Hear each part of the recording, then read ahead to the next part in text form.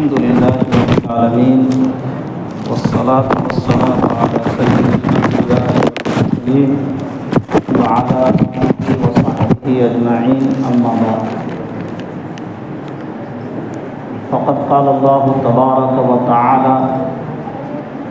ووصينا الإنسان بوالديه حملته أمه وهنا على وهن وفصاله في عامين وقال تعالى ووصينا الإنسان بوالديه إحسانا حملته أمه كرها ووضعته كرها وحمله وفصاله 30 شهرا صدق الله العظيم وقال عليه الصلاة والسلام في الحديث الشريف الذي رواه أبو هريرة رضي الله عنه قال جاء رجل إلى النبي صلى الله عليه وسلم وقال يا رسول الله من أحق الناس بحسن صحابتي قال أمك قال ثم من قال أمك قال ثم من قال أمك قال ثم من قال ثم أبوك أو كما قال عليه الصلاة والسلام۔ برادران اسلام، بزرگان محترم اور عزیزان گرامی، آج سے 2 ہفتے پہلے میں نے والدین کے حقوق پر قرآن و حدیث کی روشنی میں کچھ روشنی ڈالنے کی کوشش کی تھی۔ وہاں سے اور اس سے پہلے بھی میں نے رشتہ داری کے حقوق پر گفتگو کی تھی۔ دراصل میرا مقصد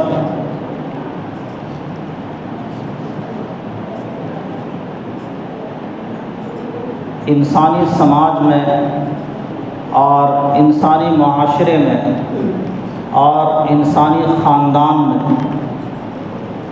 ایک دوسرے کے تعلق سے دوسرے پر کیا حقوق اور کیا ذمہ داریاں ہوتی ہیں، ان پر روشنی ڈالنے کا ارادہ ہے۔ اس سے پہلے بھی میں نے اجمالی طور پر والدین کے حقوق پر کچھ باتیں عرض کی تھی۔ آج بھی اسی عنوان پر اور کچھ بات کو مزید آگے بڑھاتے ہوئے کچھ باتیں عرض کرنے کا ارادہ ہے۔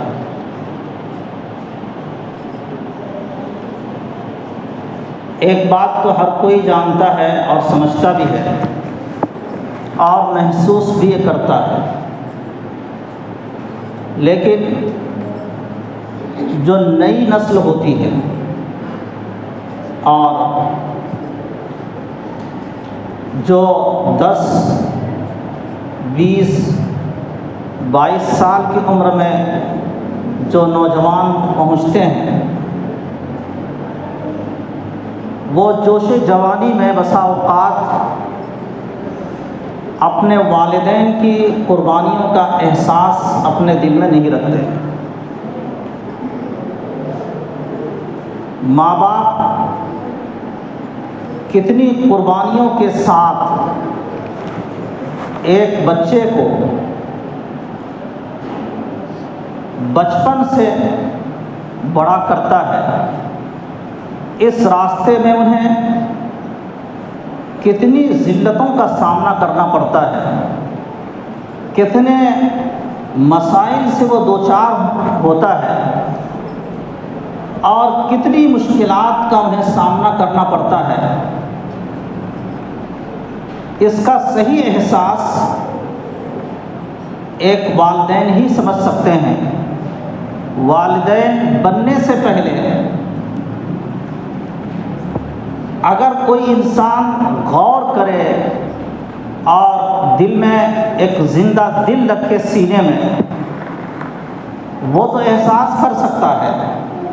لیکن موجودہ دور میں جو فکری سماج کے نوجوانوں میں اور نئی نسلوں میں جو بے فکری عام ہو گئی ہے، اور جو بے راہ رویاں اور بے اعتدالیاں جو پائی جا رہی ہیں، ان بے راہ رویوں اور بے اعتدالیوں کے ساتھ اس کا احساس مشکل ہے۔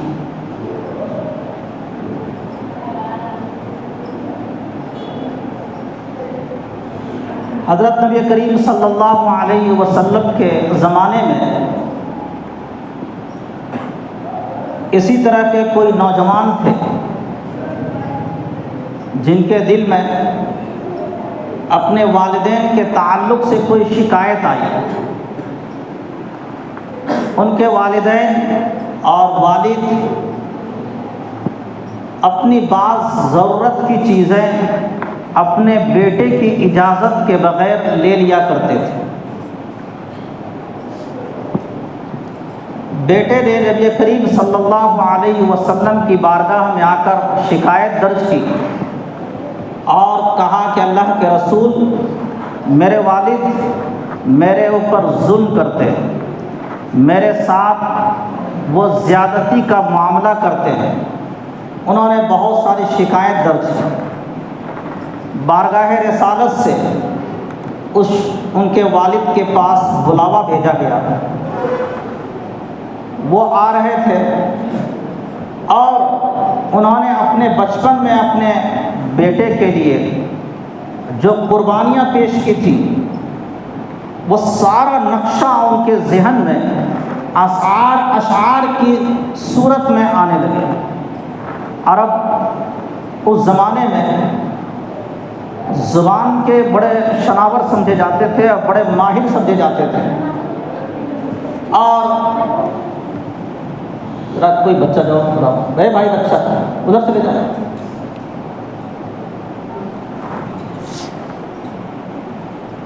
زبان کے بڑے ماہر ہوا کرتے تھے اور بڑے برجستہ اشعار کہا کرتے تھے۔ جس وقت وہ اپنے گھر سے نکل کر بارگاہ رسالت میں حاضر ہونے کے لیے اور اپنی شکایت کا جواب دینے کے لیے آ رہے تھے،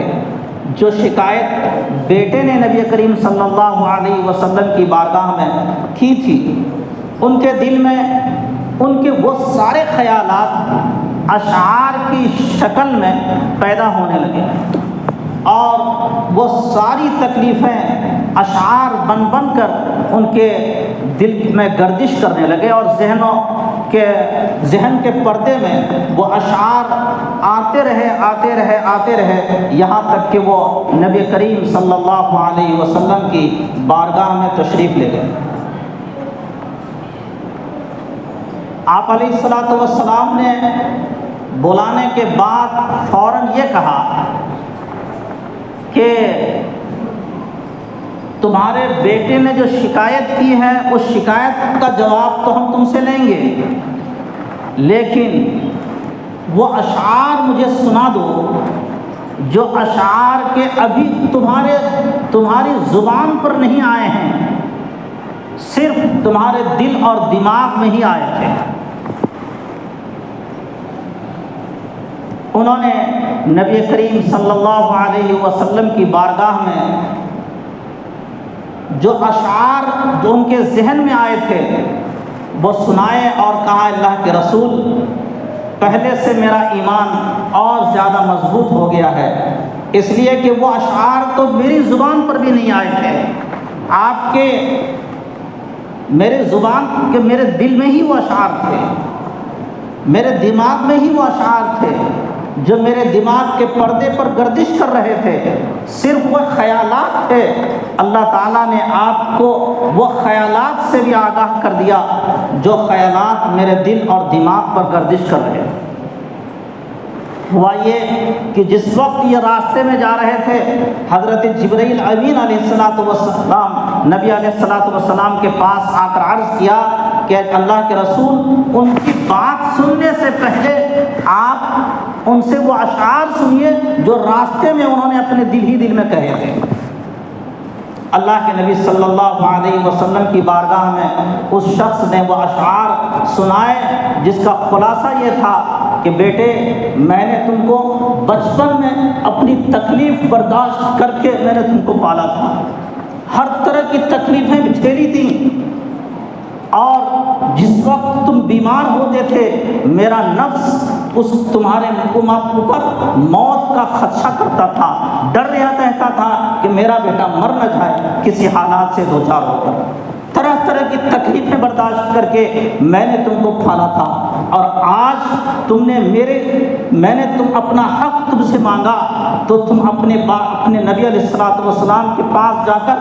میرے بارے میں شکایت کرتے۔ جب اللہ کے نبی صلی اللہ علیہ وسلم کی بارگاہ میں ان کے باپ نے وہ اشعار پیش کیے تو نبی علیہ الصلوۃ والسلام نے اس شخص کا گریبان پکڑ لیا۔ حدیث میں آتا ہے فَأَخَذَ بِالطَّلَابِيبِ ابْنِهِ، نبی علیہ الصلوۃ والسلام نے ان کے بیٹے کے گریبان پکڑ کر کہا اور یہ کہا کہ انت ومالک لأبیک، تو بھی اور تیرا مال بھی تیرے باپ کے لیے، تیرا باپ جتنا چاہے گا اپنی ضرورت سے تیرا مال لے سکتا ہے۔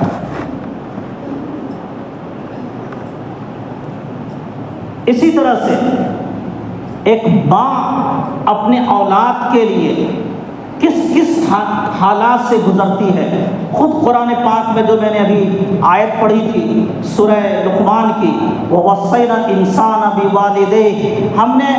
انسان کو اس کے والدین کے تعلق سے حکم دیا ہے، حَمَلَتْهُ أُمُّهُ وَهْنًا عَلَى وَهْنٍ وَفِصَالُهُ فِي عَامَيْنِ، کہ اس کی ماں نے اس کو ڈھویا، اس کو حالت حمل میں رکھا، کمزوری پر کمزوری برداشت کر کے حکم یہ دیا ہے کہ انشکر لی ولوالدیک، میرا شکر ادا کرنا، یعنی اللہ کا شکر ادا کرو، اور اللہ کے شکر ادا کرنے کے بعد اپنے والدین کا شکر ادا کرو۔ اسی کی وضاحت سورہ احقاف میں اللہ تعالیٰ نے مزید کیا ہے، وَوَصَّيْنَا الْإِنسَانَ بِوَالِدَيْهِ إِحْسَانًا، ہم نے اولاد کو ان کے والدین کے تعلق سے حسن سلوک کرنے کا حکم دیا ہے۔ حَمَلَتْهُ أُمُّهُ كُرْهًا وَوَضَعَتْهُ كُرْهًا،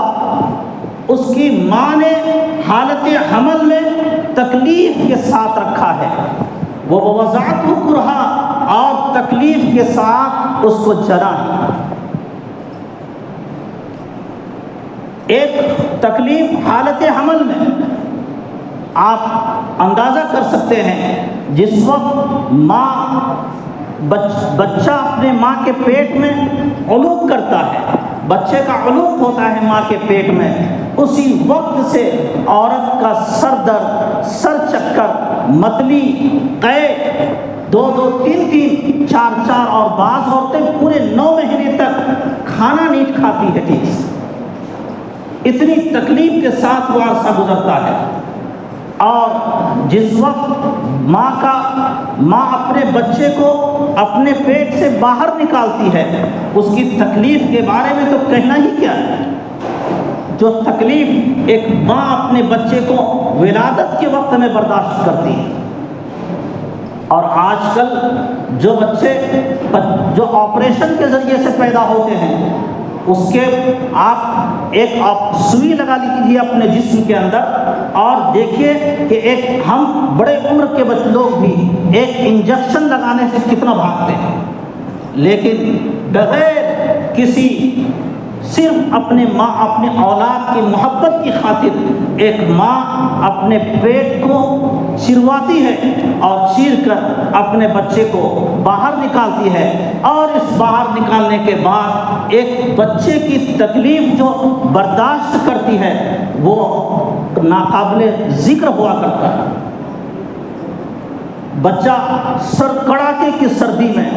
اپنے بستر پر ہوتی ہے، ماں ہر ایک کو اس وقت لحاف کی گرمی بہت پیاری لگتی ہے، لیکن جیسے ہی بچہ پیشاب کرتا ہے بستر پر، ماں اس ٹھنڈی کو برداشت کرتے ہوئے اٹھتی ہے اور پھر بستر پر دوسرا کپڑا رکھتی ہے. اور کبھی ایسا بھی ہوتا ہے بعض غریب خاندان کی عورتیں جن کے پاس اتنے کپڑے نہیں ہوتے ہیں اپنے آپ کو اس بھیگے ہوئے بستر پر سلاتی ہے اور بچہ ٹھیک ٹھاک اور صاف ستھرے اور گرم بستر پر بچے کو سلاتی ہے. کتنی زیادہ ایک ماں اپنے بچے کے لیے تکلیف برداشت کرتی ہے. یہی وجہ ہے کہ اللہ تعالیٰ نے قرآن پاک میں اللہ اور اس کے رسول کے بعد سب سے زیادہ جس کے حکم اور جس کے فرما برداری کا حکم دیا ہے وہ ہے ماں اور باپ. اور ماں باپ میں بھی سب سے زیادہ جس کی فرمان برداری کرنے کا حکم دیا ہے وہ ہے ماں. ایک حدیث میں جیسا بھی میں نے خطبے میں پڑھی, نبی علیہ الصلوۃ والسلام کے پاس ایک صحابی آئے اور عرض کیا اللہ کے رسول من احق الناس بحسن صحابتی, میرے حسن سلوک کا دنیا میں سب سے زیادہ حقدار کون ہے؟ آپ علیہ الصلوۃ والسلام نے فرمایا امک, تمہاری ماں. پھر صحابی نے عرض کیا اے اللہ کے رسول ثم من, پھر اس کے بعد کون؟ نبی علیہ الصلوۃ والسلام فرماتے ہیں ثم امک, پھر بھی تمہاری ماں. پھر آپ علیہ الصلوۃ والسلام صحابی عرض کرتے ہیں اے اللہ کے رسول اس کے بعد کون ہے؟ ثم من, پھر میرے حسن سلوک کا سب سے زیادہ مستحق کون ہے؟ آپ علیہ الصلوۃ والسلام فرماتے ہیں ثم امک, پھر تمہاری ماں. چوتھی مرتبہ جب صحابی نے عرض کیا اے اللہ کے رسول پھر میرے حسن سلوک کے دنیا میں سب سے زیادہ مستحق کون ہے؟ تو آپ علیہ الصلوۃ والسلام فرماتے ہیں ثم ابو, پھر تمہارے باپ. یعنی ایک ماں کا درجہ باپ کے مقابلے میں بھی 3 گنا زیادہ ہے. اللہ اور ان کے رسول کے بعد سب سے زیادہ حسن سلوک, سب سے زیادہ فرما برداری کیے جانے کے لائق والدین ہیں, ماں ہیں, باپ ہیں. اور ماں باپ سے بھی میں بھی سب سے زیادہ ماں.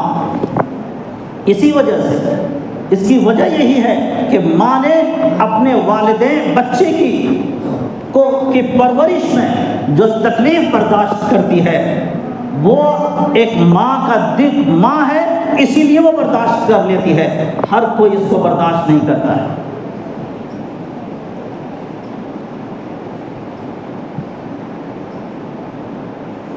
یہی وجہ ہے کہ ماں اپنی اولاد کے لیے اگر ان کے دل سے بالغیر اتفاقی طور پر بھی اگر بد دعا کے الفاظ نکل جاتے ہیں تو اولاد اپنی زندگی میں اس بد دعا کا صلہ اور اس کے انجام سے گزر کر رہتی ہے.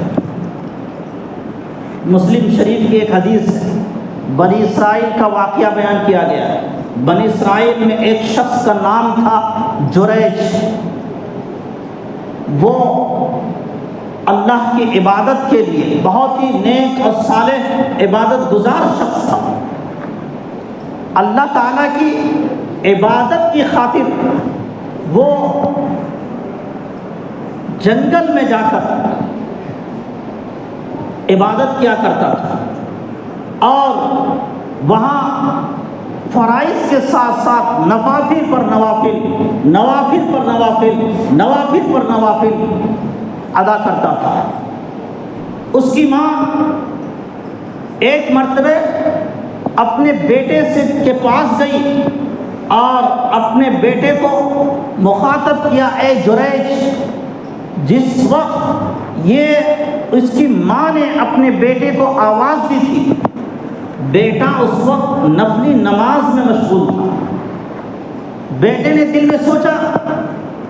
اور اللہ سے عرض کیا اللہ ایک طرف تو آپ کا حکم ہے اور میں نماز میں ہوں اور ایک طرف ماں آواز دے رہی ہے, لہذا چونکہ آپ کا حق اونچا ہے لہذا میں نماز میں ہی مصروف رہتا ہوں. ماں نے آواز سنی دی اور آواز دینے کے بعد جب بیٹے کی طرف سے کوئی آواز نہیں آئی تو ماں واپس چلی گئی۔ دوسرے دن ماں آئی اور دوسرے دن بھی وہ بیٹا اپنی عبادت میں مصروف تھا۔ ماں نے آواز دی، آواز کا کوئی جواب بیٹے نے نہیں دیا، ماں واپس چلی گئی۔ تیسرے دن بھی ماں اپنے بیٹے کے پاس آئی اور وہی آواز دی کہ اور جریج، لیکن جریج عبادت میں مصروف تھے، جس کی وجہ سے وہ اپنے ماں کے بات کا جواب نہیں دے سکے۔ اس وقت غیر اتفاقی طور پر ان کی ماں کے زبان سے نکلا کہ اللہم لا تمتہ حتی تریہ المومسات۔ مومسات کے عربی میں البغایا الزمانی کہتے ہیں۔ اللہ سے دعا کی، اے اللہ اس کو اس وقت تک موت مت دیجیے گا جب تک کہ اس کا سابقہ کسی زانی فاحشہ عورت سے نہ پڑ جائے۔ کچھ سال کے بعد اسی جس کٹیے میں، جس گھر میں، جس خیمے میں وہ رات گزارا کرتے تھے، وہی ایک چرواہا حاضر ہوا اور وہ بھی وہی رات گزارنے لگا۔ اس چرواہے کا تعلق ایک بکری چرانے والی عورت سے پڑ گیا، جس کے ساتھ اس نے غلط تعلق قائم کر لیا، اور غلط تعلق قائم کرنے کے نتیجے میں اس چرواہے کی وجہ سے اس عورت کو حمل ہوا، اور جب بچہ پیدا ہوا تو لوگوں نے پوچھا کہ یہ تم نے ناجائز بچے کہاں سے لائے؟ تو اس عورت نے بجائے اس چرواہے کا نام لینے کے اس عبادت گزار جریج کا نام لیا۔ نتیجہ یہ ہوا کہ آس پاس کے لوگ آ کر اس کے خیمے میں آگ لگا دی، توڑ پھوڑ کی، اور اس جریج کو بھی زد و کوب کیا، مار پیٹ کی۔ لیکن بعد میں جریج نے کہا کہ جو بچہ پیدا ہوا ہے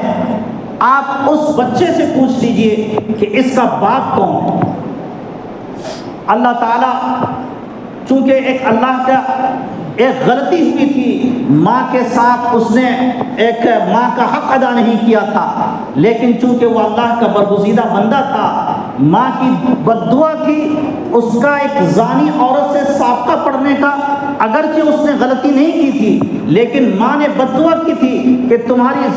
اللہ اس کو موت نہ دے جب تک کہ اس کا سابقہ کسی زانی اور فاحشہ عورت سے نہ ہو جائے۔ ماں کی بد دعا اس کے حق میں قبول ہوئی، لیکن وہ تھے نیک انسان۔ اللہ تعالیٰ نے ان کی عصمت کی حفاظت اس طرح کی کہ لوگوں نے اس مولود بچے سے پوچھا کہ تمہارا باپ کون ہے؟ بچے نے اسی گہوارے میں اپنی زبان سے کہا کہ میرا باپ وہ چرواہا ہے جو اس بزرگ کے ساتھ رہا کرتا تھا۔ حدیث میں ہے اللہ تعالیٰ نے بچپن میں گواہی دینے کی جو گواہی دلوائی ہے، اور جو منہ میں زبان عطا کی ہے، بولی عطا کی ہے، ان میں سے ایک واقعہ یہی جریج کا ہے۔ ماں باپ مسلمان ہو تو دور ہے ہی، حتیٰ کہ قرآن پاک میں بھی اور احادیث میں بھی یہاں تک حکم دیا گیا ہے کہ اگر ماں باپ کافر ہیں پھر بھی ان کے ساتھ حسن سلوک قائم کرنا اور حسن سلوک رکھنا اور ان کے حق کو ادا کرنا، ان کی فرما برداری کرنا، اللہ کے اور رسول کے حکم کے بعد ان کی بات کو ماننا ایک اولاد پر ضروری ہے، گرچہ ماں باپ کافر کیوں نہ ہو۔ وَإِن جَاهَدَاكَ عَلَىٰ أَن تُشْرِكَ بِي مَا لَيْسَ لَكَ بِهِ فَلَا تُطِعْهُمَا وَصَاحِبْهُمَا فِي الدُّنْيَا مَعْرُوفًا۔ اگر یہ ماں باپ تم کو اللہ کے حکم کو کی نافرمانی کرنے پر مجبور کریں تو ان کی بات تو نہیں ماننا ہے، لیکن وَصَاحِبْهُمَا فِي الدُّنْيَا مَعْرُوفًا، دنیا میں ماں باپ کے ساتھ معروف اور حسن سلوک کے ساتھ رہنا ہے۔ حدیث میں آتا ہے حضرت اسماء رضی اللہ تعالی عنہ جو ام المؤمنین حضرت عائشہ صدیقہ رضی اللہ تعالی عنہ کی بڑی بہن ہیں، امیر المؤمنین حضرت ابو بکر صدیق رضی اللہ تعالی عنہ کی بیٹی ہیں۔ ان کی والدہ قتیلہ بنت عبد العزیٰ کافر تھی، اور نبی علیہ الصلوۃ والسلام کہ جب مدینہ ہجرت کر کے تشریف لے گئے تھے، حضرت اسماء رضی اللہ تعالی عنہ بھی مدینے میں تھی۔ ان کی والدہ جو کافر تھی، کفر کی حالت میں اپنی بیٹی کے پاس آئیں اور اپنے ساتھ حسن سلوک کا مطالبہ کیا۔ حضرت اسماء رضی اللہ تعالی عنہ نبی علیہ الصلوۃ والسلام کے پاس جاتی ہیں اور عرض کرتی ہیں، اے اللہ کے رسول، میری والدہ آئی ہیں، جاءت امی راغبتاً، بعض روایتوں میں راغبتاً، یعنی میری ماں اس حال میں آئی ہیں کہ وہ کفر پر قائم ہیں، وہ اسلام سے، اللہ ان کے رسول پر ایمان لانے سے اعراض کر رہی ہیں، وہ اللہ ان کے رسول پر ایمان لانا نہیں چاہتی ہیں، اس کے باوجود میرے پاس اس لیے آئی ہیں کہ میں ان کے ساتھ حسن سلوک کروں۔ افاصل امی، کیا میں اپنی والدہ کے ساتھ صلہ رحمی کر سکتی ہوں؟ نبی علیہ الصلوۃ والسلام نے فرمایا، سلی، تم اس کے ساتھ حسن سلوک کا معاملہ کرو۔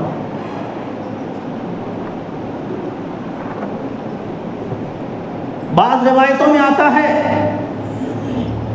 کہ جن لوگوں کو اللہ تعالی جنت میں داخل ہونے نہیں دے گا، ان میں سے ایک العاق ہے، یعنی جو آدمی کے اپنے والدین کی نافرمان ہونے کی حالت میں زندگی گزاری اور نافرمانی کی حالت میں یا تو وہ خود مر گیا ہے، اپنے والدین کو راضی نہیں کر سکا، یا والدین مر گئے ہیں اور اپنے والدین کو راضی کرنے کا ان کو موقع نہیں مل سکا۔ اللہ تعالیٰ، اللہ کے نبی صلی اللہ علیہ وسلم فرماتے ہیں، لا يدخل الجنہ ثلاثۃ، تین آدمی جنت میں داخل نہیں ہو سکتے ہیں۔ ایک وہ جو اپنے والدین کی نافرمانی کرتا تھا، ایک وہ جو کسی پر احسان کر کے اس کے ساتھ احسان جتلانے کا معاملہ کرتا تھا، اور ایک وہ شخص جو تقدیر کا انکار کرتا تھا۔ ایک حدیث میں ہے کہ اللہ تعالیٰ ایسے آدمی کی نہ تو نفلی عبادت کو قبول کرتا ہے اور نہ کوئی فرض عبادت کو قبول کرتا ہے، ان میں سے ایک وہ ہے جو اپنے والدین کے ساتھ نافرمانی کا معاملہ کرتا ہے، اور ایک وہ جو کسی پر احسان جتلاتا ہے، اور ایک وہ جو ہمیشہ شراب پینے میں لگا رہتا ہے۔ خلاصہ یہ ہے کہ والدین کی نافرمانی، والدین کی ناراضگی دنیا اور آخرت دونوں جہاں کے لیے بربادی کا ذریعہ ہے۔ جن لوگوں کے بھی والدین ہیں، خاص طور پر ہم اپنے کو بھی اور اپنے نوجوان بھائیوں سے بھی درخواست کرتے ہیں کہ جن کے والدین کا سایہ موجود ہے اس وقت، اس سائے کو غنیمت سمجھیں۔ یہ بہت ہی ٹھنڈا سایہ ہے، آپ کو دنیا کی تمام جو حالات کے دھوپ ہیں، ان دھوپ سے جب پریشان ہو کر بھاگیں گے تو آپ کو ایک سایہ نظر آئے گا جہاں آپ کو راحت محسوس ہوگی، اور وہ سایہ ہے والدین کا۔ اس سائے کو غنیمت سمجھیے، اور اس سائے کی اگر آپ قدر کریں گے تو آخرت میں بھی جنت کا سایہ اللہ تعالیٰ نصیب فرمائے گا۔ اللہ ہمیں بھی اور آپ کو بھی اس سائے کو غنیمت سمجھنے کی توفیق عطا فرمائے، آمین۔ وآخر دعوانا ان الحمد للہ رب العالمین۔